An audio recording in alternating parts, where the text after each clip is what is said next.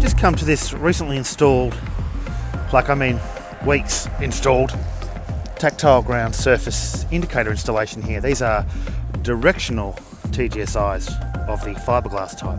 And I just want to show you this here. Look, this is brand new work. Look at that. Okay, you see how that's lifting up? It's actually sitting up close to about 15 mil. See that? Look how far down it goes. Looks like the plugs come out there. It's very hard to install on asphalt, right? Because this is a chewy material. It heats up, it moves around. So when you have these kind of pressure fit or friction fit systems where a screw goes into a plug underneath, I don't know if you can see that, a bit hard to tell, but as this heats up and gets cold and warm, this can move. This surface, this substrate actually moves. So it's really hard to install these correctly.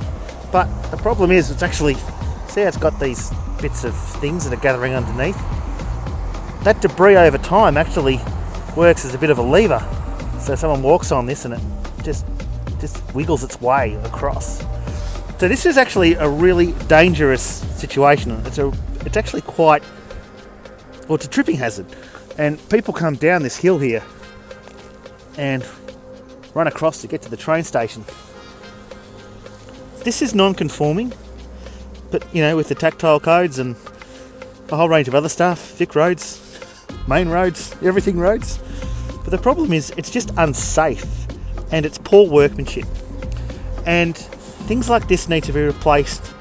And we've got to specify, if we're using these types of products or installing them, we've got to make sure that they are done to the manufacturer's code and warranty, and that they tell us how this needs to be installed so that the warranty of the product is maintained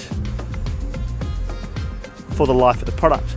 But as it stands, this particular product needs to be replaced immediately.